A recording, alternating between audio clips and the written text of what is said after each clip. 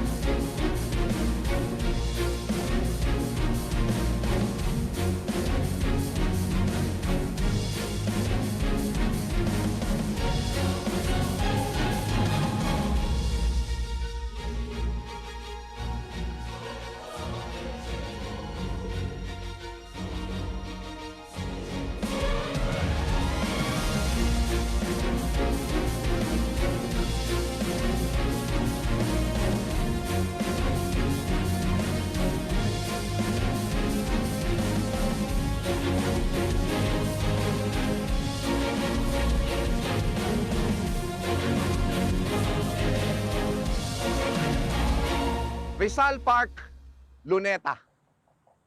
Isa itong mohon, isang bantayog, isang landmark.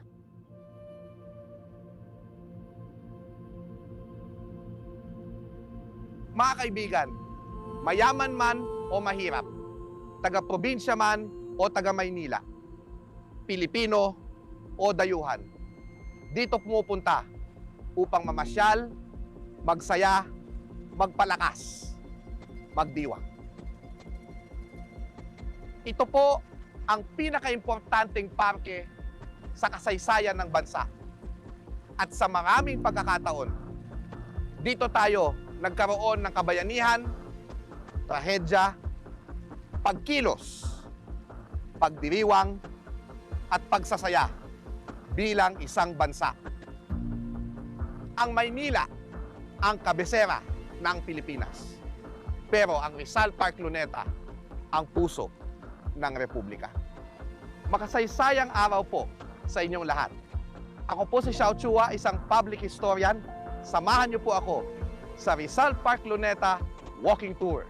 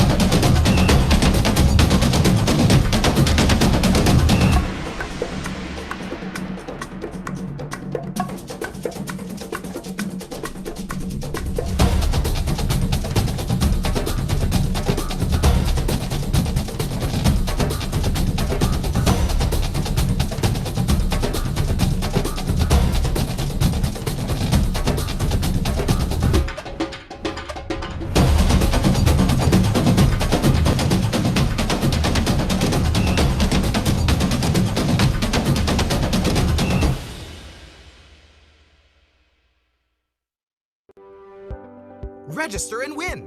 With the 𝘍𝑘𝑠⁻ Challenge, prizes will be awarded to our lucky winners who are #ready to vote. This online raffle is open to all newly registered voters and those who have updated their registration details. How can you participate in the challenge? First, make sure to follow any of our accounts on Facebook, Twitter, and Instagram @VotePilipinas. Second, post a photo of yourself on your Instagram, Facebook, or Twitter account. Please make sure your post or account is public. Next, tag the city or town and province you are registered in. In your caption, answer the question, bakit mahalagang magparehistro? Tag 3 friends who will register or are already registered to vote, tag Vote Pilipinas, and use the hashtags #registered to vote, #magparehistro ka, #Vote Pilipinas, and #LiveSmartVoteSmart. Lastly, send Vote Pilipinas a direct message with a screenshot of your post and a photo of your COMELEC registration stub. You're now all set. The more entries you send until October 10, the more chances to win. Winners will be announced at the grand draw on October 15.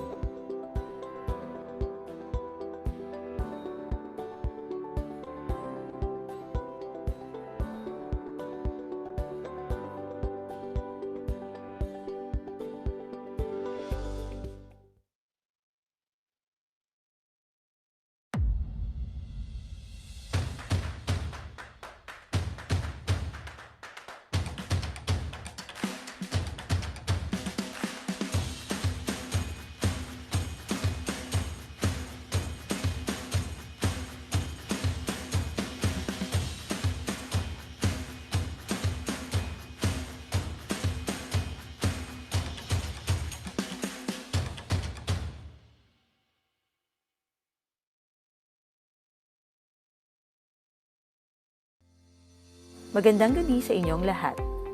Malugod po naming binabati ang lahat ng mga nakikibahagi sa Park Conversations webisode para sa gabing ito. Ang proyektong ito ay handog sa inyo ng National Parks Development Committee at ng Department of Tourism. Bago natin simulan ang ating programa, mayroon lamang kaming kaunting paalala para sa mga manonood. Una, ang Park Conversations webisode ay mapapanood ng live sa ating Facebook page sa facebook.com/npdc.ph. Magiging available ito on demand pagkatapos ng ating live discussion. Hinihikayat po namin ng lahat na i-share ang webinar na ito sa kanilang mga kaibigan sa social media gamit ang ating official hashtag, #ParkConversations. Ikalawa, nais naming marinig ang inyong mga komento at makita ang inyong mga reaksyon sa live discussion. Para sa Zoom participants, kung kayo ay may mga tanong para sa ating speaker, maaari ninyo itong iparating sa amin sa pamamagitan ng Q&A button na matatagpuan sa ibabang bahagi ng inyong screen. Para naman sa ating mga viewers sa Facebook, maaari ninyong i-comment ang inyong mga katanungan sa live video na ito. Sisikapin naming masagot ang lahat ng inyong katanungan sa nakatakdang oras.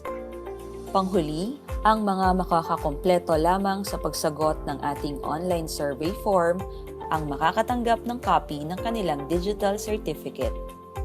Kaya abangan po ninyo sa chat box at comment section ang online survey link na aming ipopost.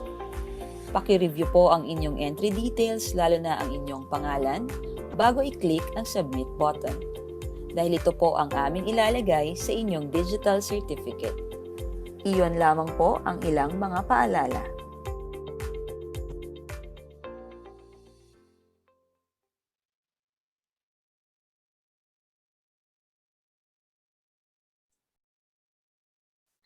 Magandang gabi sa inyong lahat. Welcome po sa ating 30th webisode ng Park Conversations na pinamagatang Bumoto Ka! Vote Pilipinas.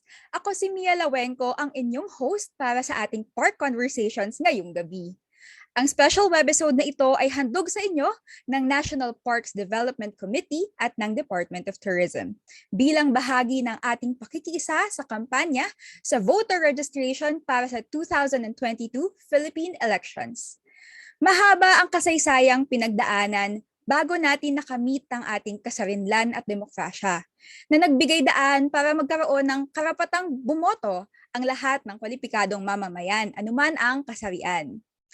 Ang karapatan nating bumoto ay nakasaad sa una, Universal Declaration of Human Rights or UDHR, at ikalawa, sa International Covenant on Civil and Political Rights at sa Article 5, Section 1-2 ng 1987 Philippine Constitution.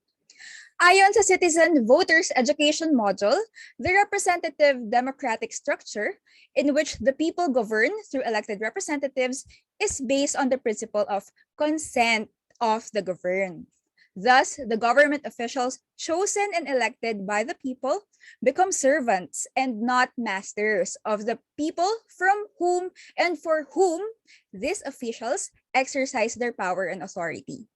The citizen voters in a representative democracy are entitled to free and informed choices for whom to vote.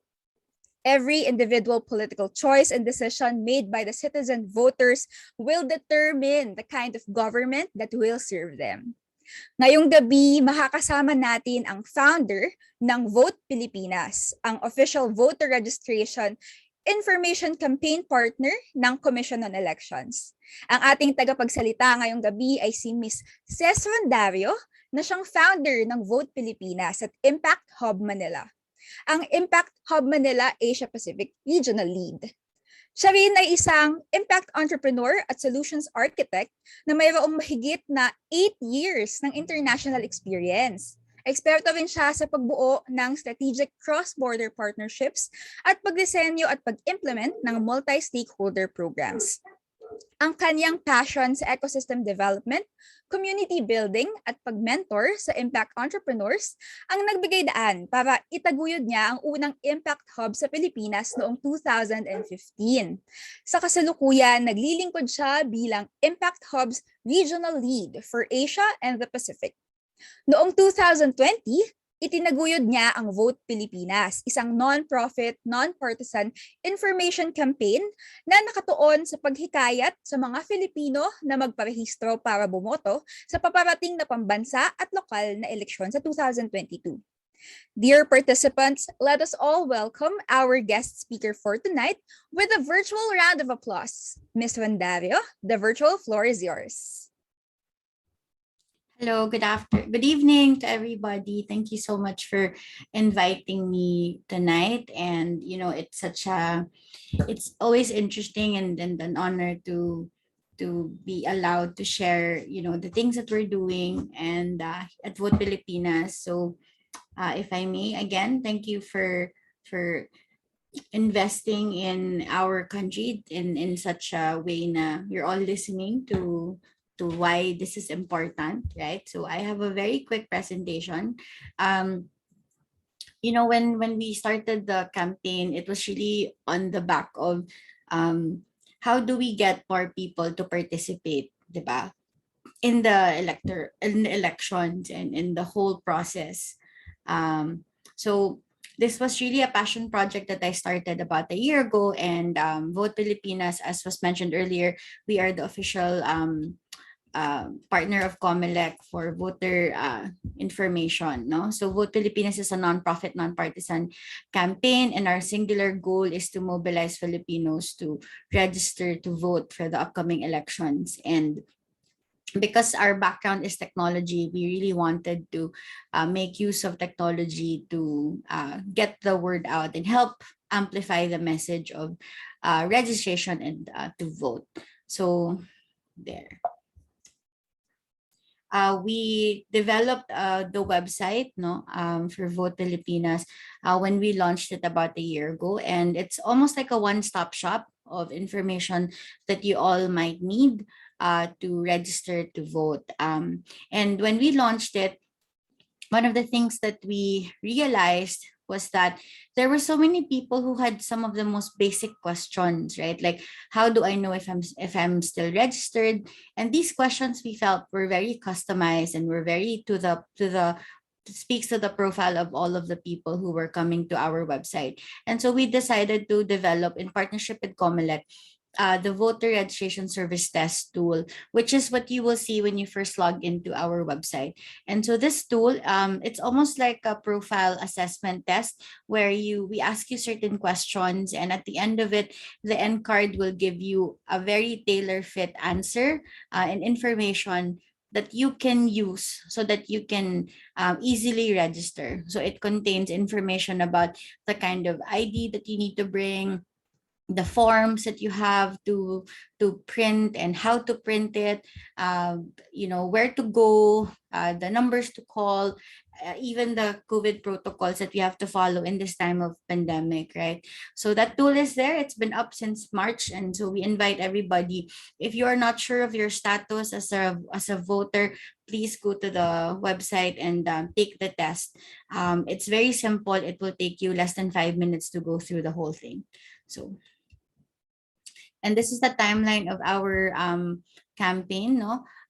So we launched the program back in August of last year. So it's been a year already, and it's a two-pronged campaign. So we started with a voter registration campaign, and then we shifted to a campaign to vote, which we will be doing after the registration ends, which is in 2 weeks. Yan. And these things that you see below, these are some of the things that we have actively done to help get the word out even more. So we've had mobilization plans. We've been partnering online and with some partners. We've as you saw earlier, we opened the 𝘕𝐵𝐺𝐲𝑚 challenge, which we are really using to incentivize also the people who are lining up, diba, hindi nagpapapigil, who are lining up to register. Ayan. So these are just some of our activities, and we invite you because we will be having a lot of other things in store in the next few weeks, no? So we will be having a town hall, a grand one on September 24. So we hope that we see you there as well. So as I talk about it, one of the things that we always like to parang mention in this in conversations that we have with people is we ask you guys to describe to us your quarantine experience, right? How has it been for you? And normally, and I don't know if there's people on here who can answer how has it been for you, right? So I'll share a bit. It has really brought to mind the things that are really essential 'di ba? Parang it was something that was suddenly parang there were so many things that we took for granted, but because of the pandemic and because of the quarantine experience, things were really brought to light, right? And so one of the things that was really made clear to me was that we were all so dependent on our government, right? For for the restrictions, the protocols, naghihintay tayo every week kung anong pronouncements nila, 'di ba? Kung ano yung mga planning vaccination rollout, 'di ba? Everything I felt so dependent on my government. Like, 'di ba ngayon kaka-declare lang, 'di ba? Parang Metro Manila is on level 4, 'di ba, of the GCQ. So those things are always anticipating them. So it has never been more apparent to me that the people in positions are really we are dependent on them for so many things, right? So and it's either either you end up saying, oh, it's good that we have really good public servants, right? Mga okay yung mayor natin, 'di ba? Or on the opposite, ma-realize ng iba na parang mabagal, 'di ba? But it's a reflection, right?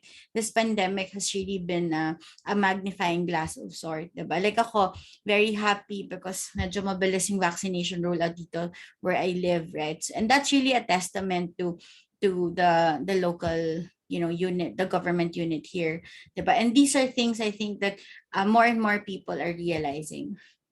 And so what we are realizing moving forward is that hopefully this experience has made everybody realize na mahalaga yung desisyon na ginagawa natin pag eleksyon, 'di ba? And ang isa lang yung sasabihin ko to everybody na your vote matters, 'di ba? And hindi lang because tayo ay naghihintay ng gagawin nila, but because we are part of this country, 'di ba? So whatever happens, apektado tayo, right? And because apektado tayo, what we do also affects the country. Cycle lang 'yan, 'di ba? What you do is also what is put out into the country. Yun din yung makikita ng Pilipinas from our end, 'di ba? So I really believe that our vote matters. And here is why. Just a bit of a snapshot, guys, 'di ba? I-remind ko lang tayo lahat na this is the country that we have, right? We are a democratic country, 'di ba? These are some of the numbers that we have. We hit a very critical low because of what had happened worldwide naman to. Pero medyo malaki yung consequence ng pandemic sa Pilipinas, 'di ba? This is the reality of the Philippines, 'di ba? We have a very young population, 23 ang average age ng Pilipinas, 'di ba? We rank 33rd based on GDP ranking. We have a very high literacy rate. We have a 1 point gender development index. We have a pretty okay internet penetration, lalo na ang social media natin, very strong, 'di ba? Considering we don't have the best bandwidth, 'di ba? It's already very strong. So this is the Philippines, right? So as a democratic state, kanina minention yun sa opening, 'di ba? The sovereignty resides in the people.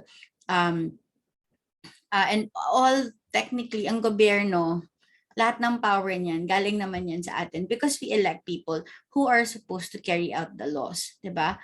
So democracy is governed by people, a form of government in which supreme power is vested in the people and exercised directly by them or by their elected agents under a free electoral system. So this is why we have elections, 'di ba? So a republican system of government is we are able to elect people to stand in our stead, 'di ba? To make decisions for us.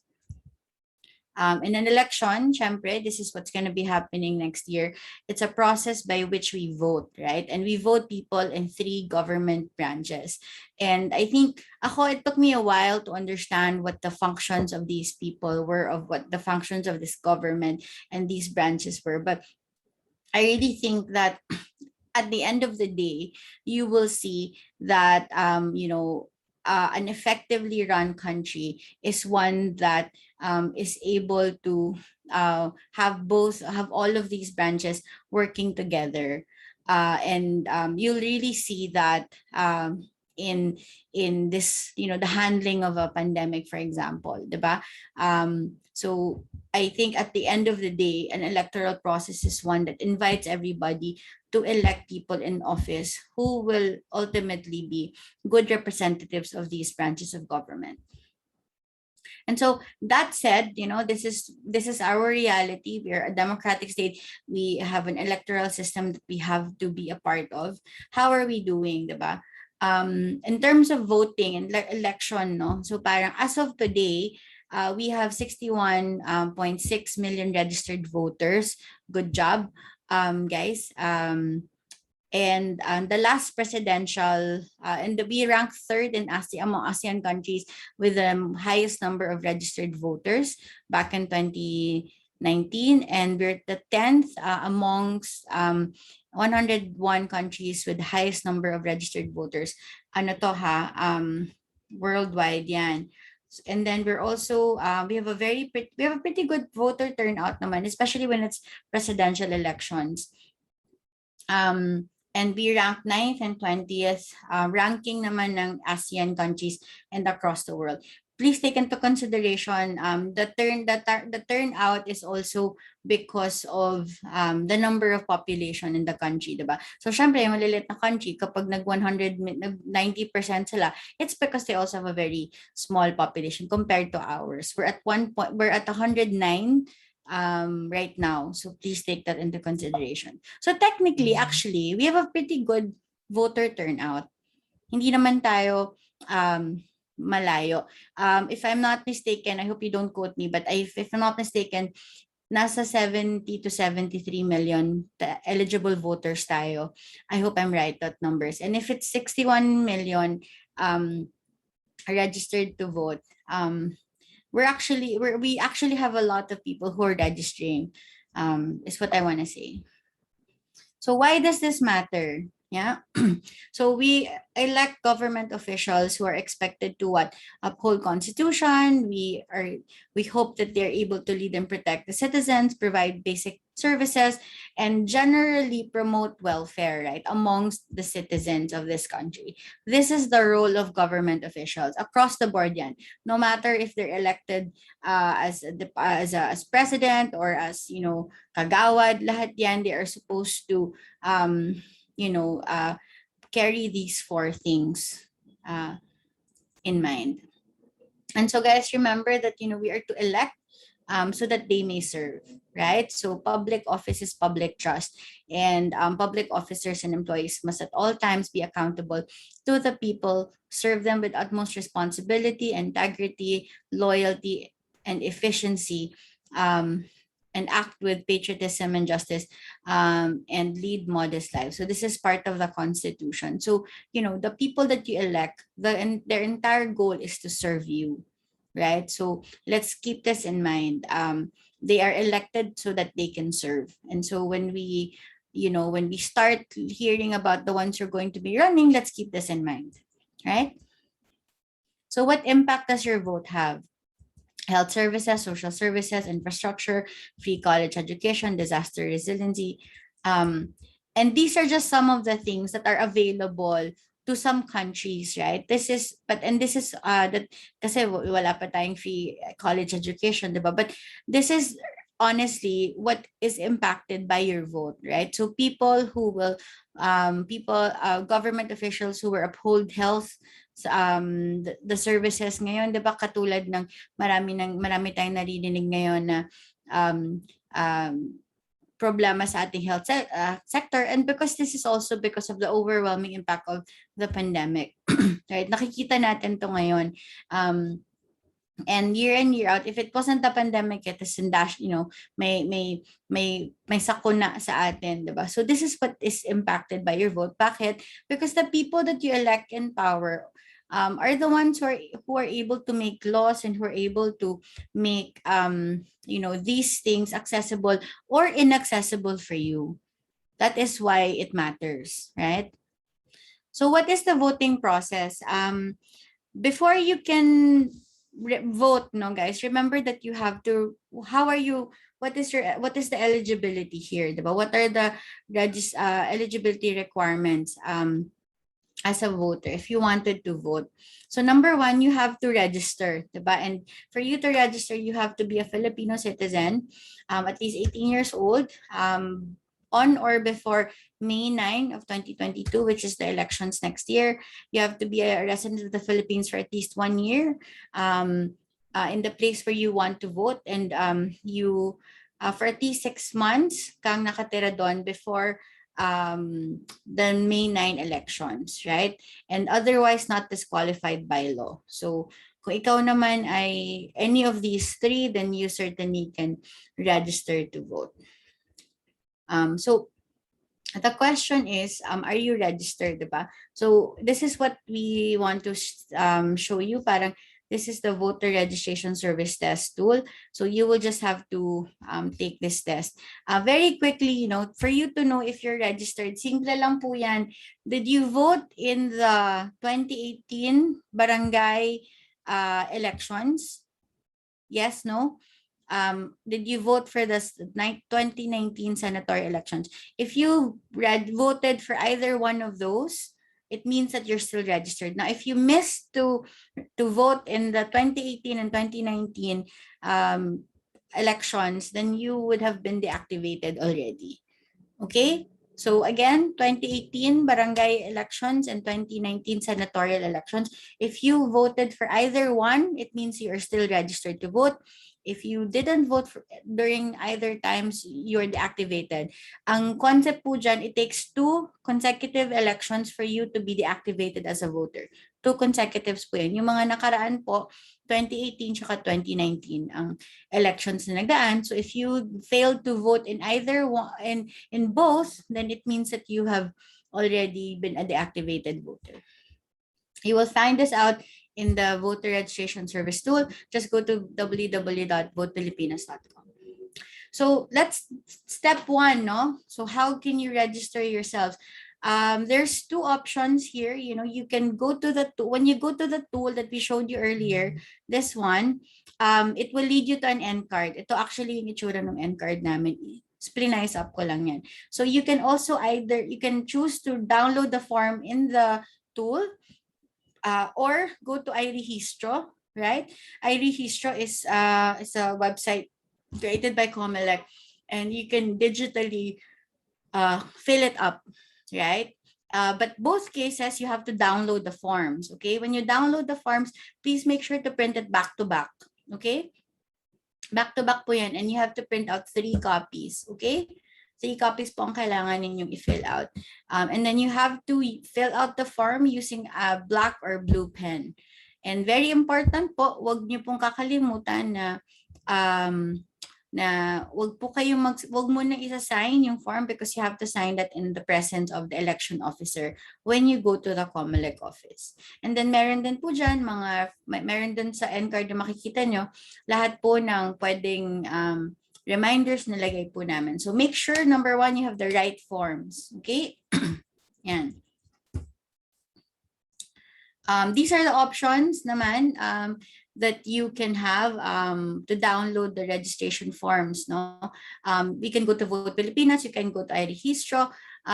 Pwede din po kayong pumunta sa COMELEC office. Actually, meron naman po doon. You can manually fill out the forms. Make sure that you use the back-to-back page also, and make sure that you bring pens, kasi may yung mga iba pong office wala pong mga ballpen sa COMELEC office. Tapos wag din po kayong magsasign until umabot po kayo dun sa window. Ayan. Ito po yung options natin. Step 2, make sure that you have the right IDs. So make sure that your ID has the following. So full name, picture, address, birthday. Make sure that the address that's there is the same as the city you want to register. For example, taga-Taguig po ako. Explain ko po ako, lumipat po ako ng LGU, no. So wala akong ID ng BGC ng Taguig. So ang ginawa ko po, nagdala po ako ng supporting documents. Mamaya pag-uusapan po natin yan. Pero ang dinala ko po, passport ko, at because wala pong ID doon, ang ginawa ko po, nagdala po ako ng supporting documents. So nagdala po ako ng bill, yung Wi-Fi bill ko po, dinala ko po kasi nandun yung pangalan ko at saka yung address ko. So parang supporting document po to prove that you really do live in that city. So pwede naman po yun. May mga lease contracts, pwede din po yun. Basta ma-prove ninyo na yung pangalan ninyo is connected to the address of the city you want to register in. So inuulit ko po, pwede po ang mga any of these IDs, pwede po yan. Basta magdala lang po kayo ng proof na nakatira po kayo. Either the ID contains the address of the city you want to live in. Kung wala naman po kayong ganong ID, let's say nawala or whatever, magdala lang po kayo ng ID na may valid, na may pangalan, may picture. Tapos po, you can bring supporting documents naman po. Proof of billing, ganyan. We will answer questions po later. And then after you have the supporting documents, now you can go to the OEO. What is the OEO? It's the Office of the Election Officer, right? So in this case, lalabas talaga dyan. Pag nilagay niyo po dun sa questionnaire na COMELEC office, lalabas na po yung exact COMELEC address na pupuntahan ninyo in your city. Lalabas din po yung contact number nung COMELEC office. Now, because nga po may pandemya, we invite all of you to call your registration, your OEO to check po kung may walk-in po sila or kailangan nila mag-online. They will give you naman po their options, no? So, applications should be ang open po sila ng nag-extend na po ang COMELEC, no? 8 o'clock to 7 in the evening na po ang COMELEC hanggang Sabado po. Last day of registration is September 30. Ayan. And then step 5, pagdating niyo po sa OEO, ang gagawin niyo lang po, ibibigay ninyo yung downloaded na forms, you have to fill it out, the forms, and then you have to present. Magdala po kayo ng photocopy, ng original tsaka photocopy ng IDs ninyo. At saka ng supporting documents, i-photocopy nyo na po yan. And then also bring your COVID health declaration form. Meron din po yan dun sa tool namin. After po nyo submit, titingnan po nila yan, i-assess nila. Pag okay na po, they will ask for your biometrics and your photo, no? This is true po for everybody who will reactivate and transfer and do it again. And then you have to sign the application form in front of the election officer, and then you have to make an oath. And then they will give you at the end of it po an acknowledgement stub, and that is your proof of application. Ayan. And then we also give you reminders na may mga forms po yan. Let's make sure that we maintain social distancing, bring your own blue or black pen, and make sure po that we stay healthy throughout para po maprotektahan po natin ang isa't isa. Ayan. So, ayan. So, ang protocols po, ayan po, ito na siya. So, again, bukas na po ang mga malls ng COMELEC. Ayala Malls, Robinsons Malls, and SM are all open. You can go to the Vote Pilipinas website and COMELEC Facebook page and online to see the schedule po ng inyong mga mall, satellite. Yan. Ayan. So, napakita na namin sa inyo to kanina yung aming challenge, no? So, one of the things na gusto sana namin sa inyong invite kayo para to sa mga new registrants, saka yung mga magpa-reactivate ng inyong mga boto. You can join the Magparehistro Ka Challenge where we will be giving away prizes. So very simple, you just have to post a photo of yourself, and then you have to put a caption that answers bakit mahalaga magparehistro. You have to make sure that your location is tagged, and then you have to tag 3 friends who you want to register or already registered, and then just make sure that you use the hashtag and then send a direct message to us to post of your post and registration stub. Ayun, ang draw po natin ay sa October 15, we will be giving away many prizes po, including mga iPad. Ayan. Show ko ba to? Sige, show na nga natin. Okay. Ayan na. Ayan. Naririnig ba? Magparehistro para Naririnig nyo ba? Maybe we can show this at the end. I don't know if you guys can hear. magparehistro para Gumagalaw siya mag-isa niya. Ayan. So funny. Okay. Yan. And ang gusto ko lang pong sabihin sa lahat ng nakikinig ngayon, your vote matters. Because you matter, diba?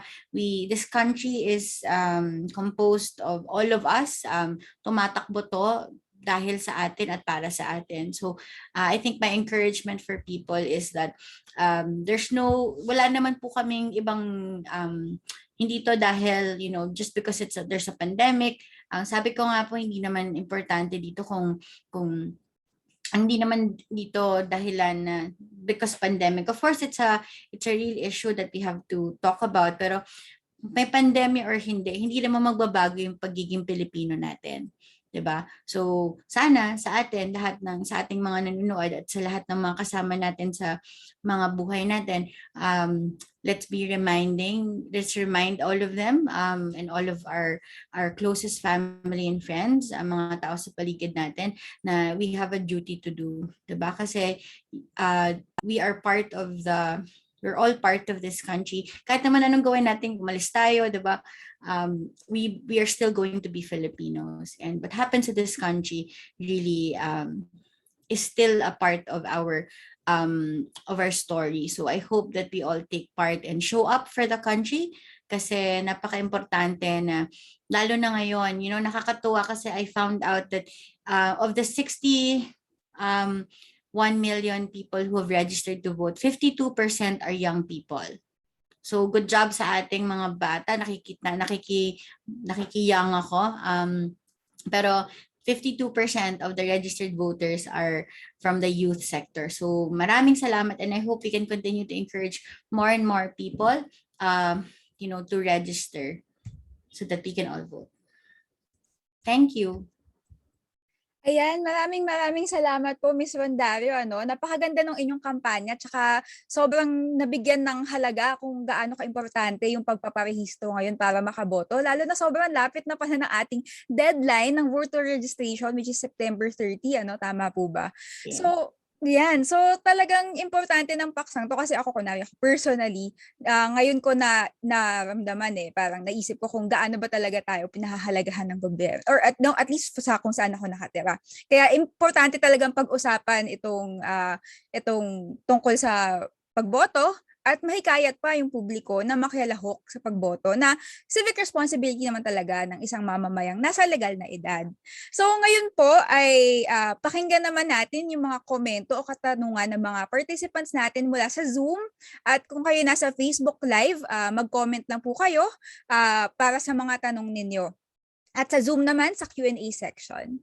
So para simulan po natin ngayon ang ating open forum, ang unang tanong naman natin na nakuha ay nabanggit ninyo na 52% ng mga registered voters ay young Filipinos, at good job naman talaga dito. Yes, very good. So, diba? So ano po ang masasabi ninyo sa demographic profile na ito, at doon naman sa the rest then of the profile na beyond this demographic?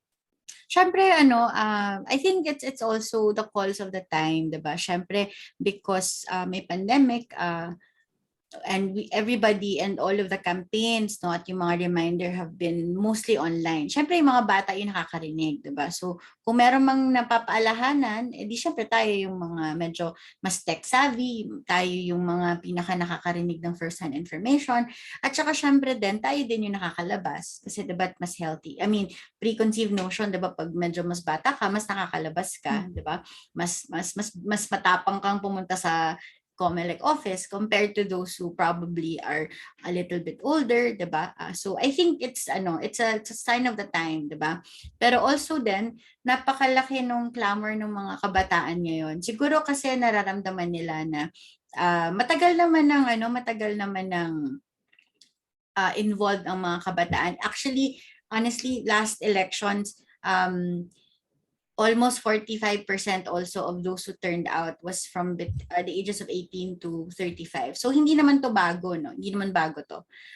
Pero yun lang yung comment ko kasi nga may pandemic. So ang makakalabas, ang makakagawa nito, yung mga kaya, 'di ba? Yung mga able.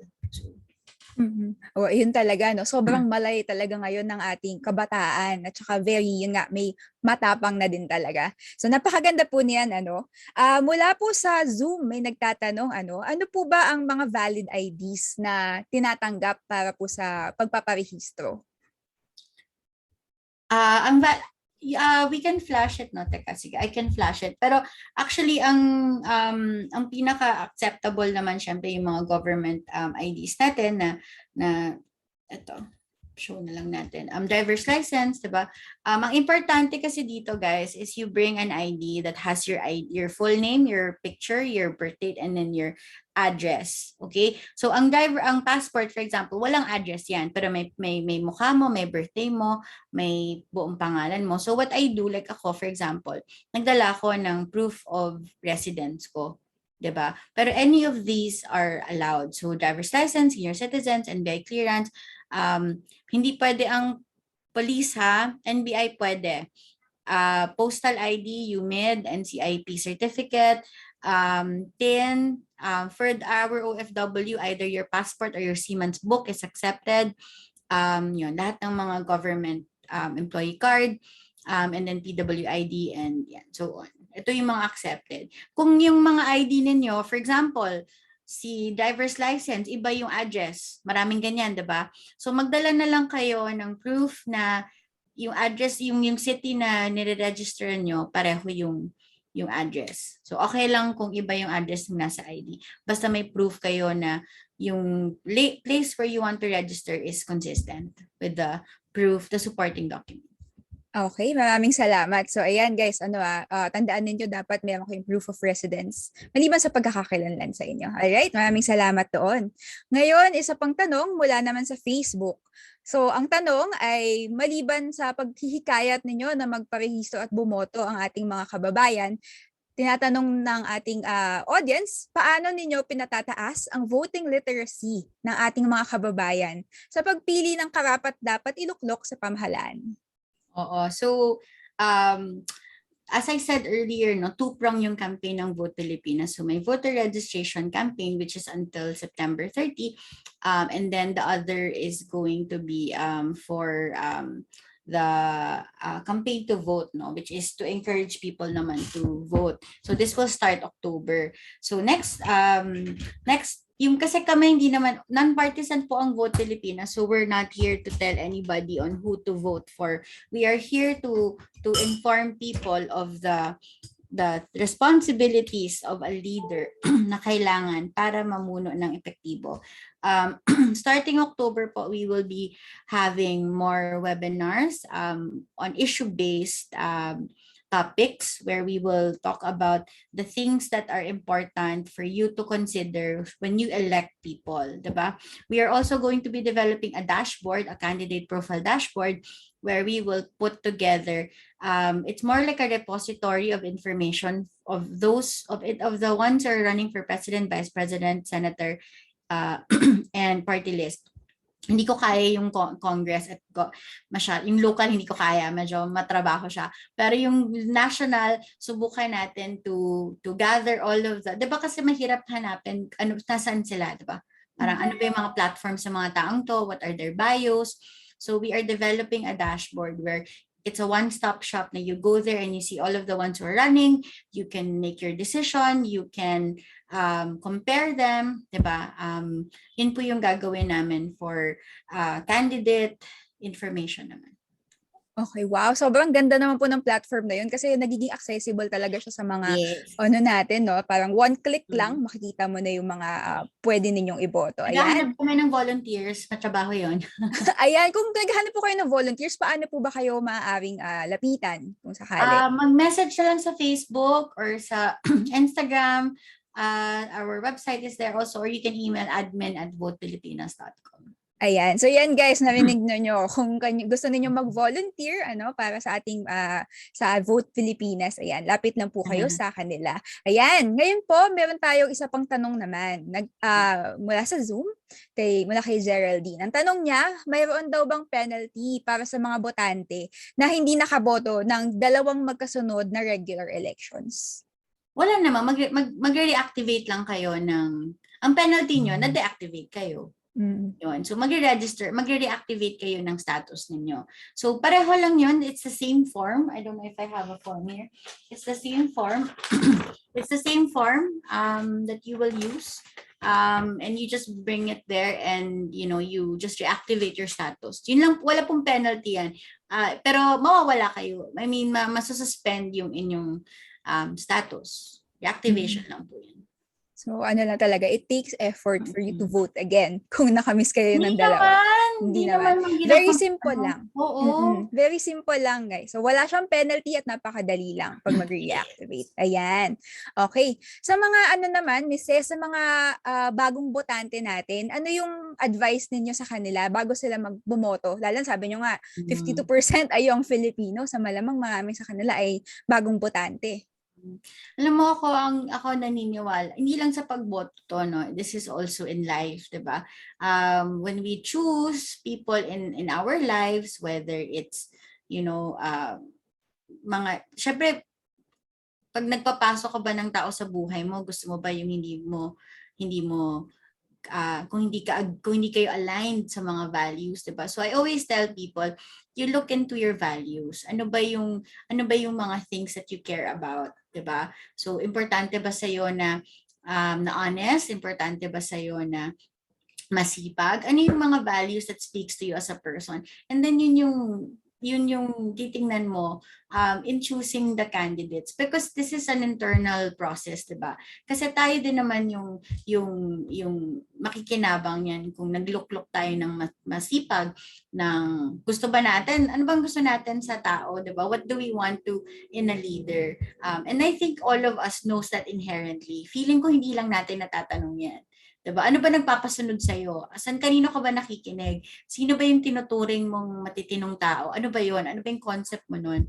So I think we have to start there, because mas mabuti magsimula sa sarili para hindi tayo nasisway ng ibang tao. Diba? Kasi pwede magbago yung opinion ng ibang tao, pero ikaw as a person, you know your values more than anybody. So my advice to the young ones, lalo na the ones who are casting their vote for the first time, you look within. Hindi din mali na magtanong, laging magtatanong. I think people have to be open, and you have to be open to dialogue. And then you assess kung ano yung mas aligned sa'yo as a person. Diba? Kasi yun you will be proud that you voted for that person. Diba? Kung sino man yan, whoever it is, kung ang perspective mo ng matapang is itong taong to, then that's your call, di ba? But ang importante, babalik ka sa kung sino ka, kung anong values na meron ka, and then you vote with your conscience. Ayan, napakaganda naman nun, na kailangan talaga align sa sarili mo. Parang kailangan kilalanin mo talaga muna yung botante, kilalanin mo din yung sarili mo. Yung kandidato at yung sarili mo, Tapos doon mo din malalaman talaga kung ano ba siya, karapat-dapat ba talaga siya, at aligned din ba to para hindi ka din masisway agad nung kampanya lang, 'di ba? So makikita mo rin talaga pag nagtanong ka, nag-ano ka ng mga impormasyon. Ayan. So salamat po doon, may tanong naman tayo. So yun naman, meron namang mga botante tayo syempre na mga may edad na gusto pa din nilang bumoto syempre, dahil mamamayan sila ng Pilipinas. Pero hindi sila maalam kung paano mag-download ng form or sumagot daw online. Tinatanong nila kung pwede daw bang dumiretso sa COMELEC o ano ba talaga ang pwede nilang gawin para makarehistro.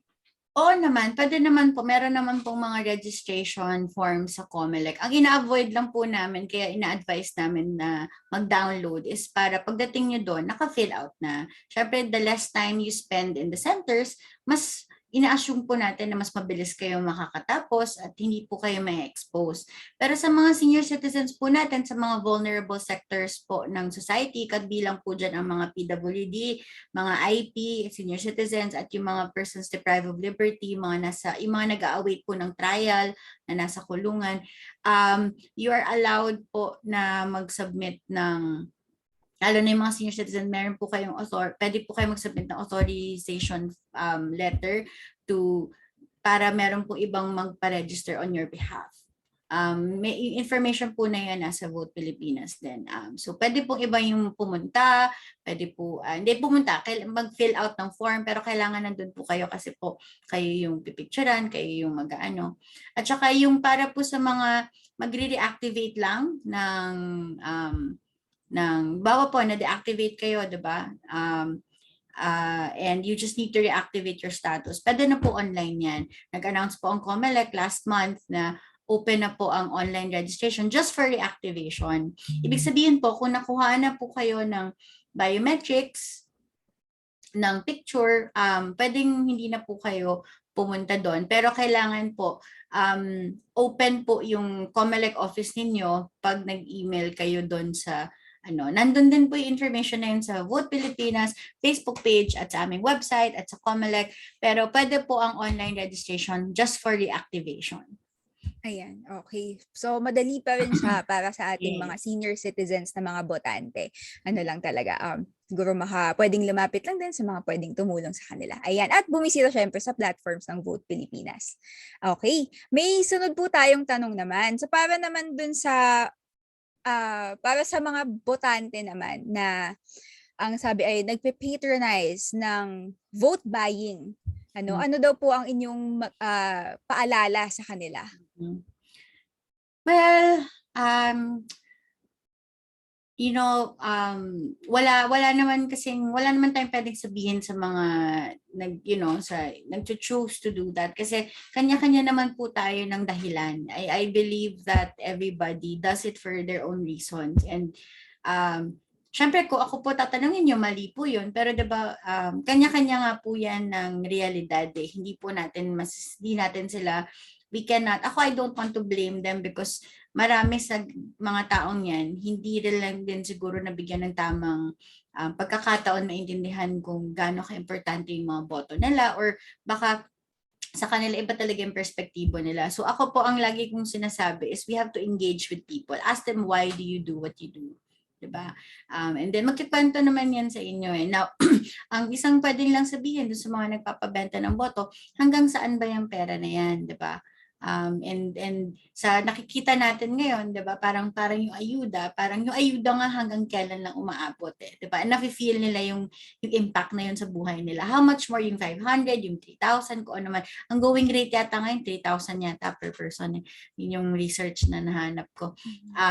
Hanggang kailan ba yun? 'Di ba? Dapat gumawa kami ng ad. 'Di ba may ganung commercial, hanggang saan aabot ang 20 pesos mo. So, dapat may ganun tayong ad ngayon na parang hanggang saan aabot yung 3,000 pesos mo or 500 pesos mo. Kasi realidad yon, it's a very quick win, di ba? Pero if you think about it, you are selling your decision kasi. So, ang sagot lang is tatanungin mo muna kung bakit niya ginagawa yon. Huwag tayo mag-assume na alam natin kung bakit. Kasi hindi natin alam. Hindi natin alam kung ano realidad ng mga tao. At kahit nasabihin nila, we don't assume to know why, this is what's real for them. So my advice is to dialogue with people. Maging patient tayo sa isa't isa kasi lahat naman tayo may pinagdadaanan, 'di ba? Tapos bigay lang natin yung facts na mas malaki ang impact ng boto mo kaysa diyan sa 3,000 na 'yan. Okay. So talagang kailangan din natin silang pakinggan talaga, at intindihin. Lalong hindi makikinig yon pag hindi mo kinausap. Totoo, kung diretso mo lang din i-judge yung tao. Tama naman. At maganda din yung sinasabi ninyo na parang kung hanggang saan naabot nga ba ang perang ibibigay sa inyo, kumpara sa ilang taon na pamumunuan ka ang inyong lugar. Ayan. Okay. So, nabanggit ninyo kanina din na dahil panahon nga ngayon ng pandemya at may quarantine din tayo ngayon. Paano ba naapektuhan noon ng pandemya at quarantine yung voter registration ngayon? At paano pa rin na-encourage yung mga tao na magparehistro sa kabila nito?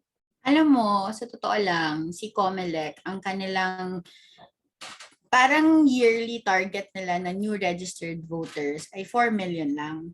And right now, nasa 5.77 million na tayo. So technically, by the standards of COMELEC, they have achieved their goal already. So, and that is with the pandemic, ha. So if I were to, I'm not gonna speak on behalf of COMELEC because this is that's their domain, but parang kung yun yung titingnan natin, they went well over their target. Ang Vote Pilipinas, 7 million. So may mga 1.3 pa kami. So nananawagan po ako sa inyong lahat. Tulungan niyo po ako. Pero naapektuhan talaga siya kasi sabi may nag-report 'di ba na 8 months worth of voter registration were lost because of the pandemic. Because for the longest time, sarado ang registration during MECQ and GCQ and ECQ rather. So last month lang nilift yung restriction na yon, no. Parang end of August lang yata nilift na pwede na siya sa MECQ. Right? Eh ngayon, nagbago na naman sila ng tawag. Wala na daw GCQ tsaka ECQ. So, di ba, buta naman hindi nila masyadong technical yung report, yung protocol na yon, no? Kasi babalik na naman tayo sa dati. Pero, yun. So, apektado talaga. Tsaka hindi lang yung pagbukas, yung, syempre people are scared. Diba? People are doubly, careful. That's why we partnered with, like Grab. So Grab po, may mga Grab coupons po kami para po sa lahat ng gustong pumunta po sa mga COMELEC offices at saka sa mall. Pag pumunta po kayo nasa Facebook din po namin yan. Tingnan nyo lang po, may promo code po kami para hindi na po kayo mag-commute. We thought of everything para wala po kayong excuse kundi mag-register. Yan. Ayan, napakaganda naman. Ang dami talagang paraan para talaga makaboto na ligtas ka pa rin, ganyan syempre mag-iingat pa rin. At may paraan syempre na naisip ang Vote Pilipinas para makarehistro lahat. Ayan. So, maraming salamat sa pagsagot ng mga tanong ng ating mga live viewers. At hope it is helpful. Sobrang nakakatulong talaga, lalo na ngayon at 15 days na lang pala bago matapos ang voter registration, napakalapit na. So, sobrang maraming salamat. Sobrang dami naming natutuhan ngayon. So, para isara natin formally itong Q&A session, maaari po ba naming marinig sa inyo ang inyong mga concluding statements para sa ating live viewers? Okay, there's a question that just came in, no? Para siguro I'll wrap up in answering that. Sabi niya, is our country well equipped and ready for the upcoming elections during this pandemic? Do you have an updated system that will face all kinds of delays or glitch? I'm not in the position to answer that, but I truly believe that the COMELEC is doing everything they can to make sure that they're able to administer it right. And that also goes without saying na, guys, at the end of the day, whether it's the pandemic or the elections or the government, this really is on us. Nasa atin po yan sa pag-iingat natin, sa pagsunod po sa mga protocol, sa mga quarantine restrictions, nasa atin po yan. In the same light na ang result ng eleksyon ay nasa kamay natin, whether we will register on time, whether we will vote for, the people who needs to be in power, that is in our hands. Diba? Lagi kong sinasabi na voting is the only thing in this world where everybody gets the same access to. Lahat po tayo, bata, matanda, mahirap, mayaman, we get one vote each. It is something that is truly special. So I hope we all utilize it well and we utilize it like, kasi lahat naman po ang dami kong, di ba tayo lahat pag-atin, we are so territorial, we are so parang inaalagaan natin, we hold things that are so, we think of them as valuable things, right? Whether it's our material possessions, bakit hindi po yung karapatan natin sa pagboto? Why don't we look at it the same way? So whether or not we are, I think we are, but this is going to be entirely on our hands. Magpapasko na po, sana po we behave, we don't do anything that will super spread, super spike our pandemic rates. Nasa sa atin po yan. So sabi ko nga, ang dasal ko, sana mag-behave ang mga Pilipino at sana maayos din ng totoo. Hindi ko sinasabing hindi nag-behave ang Pilipino. Sana sumunod tayo, sana we practice social distancing, sana we continue to wear our masks, sana we continue to, avoid, big gatherings as much as we can until everybody's vaccinated. Sana yung mga hindi pa nagpapavaccinate, magpavaccinate na po kayo.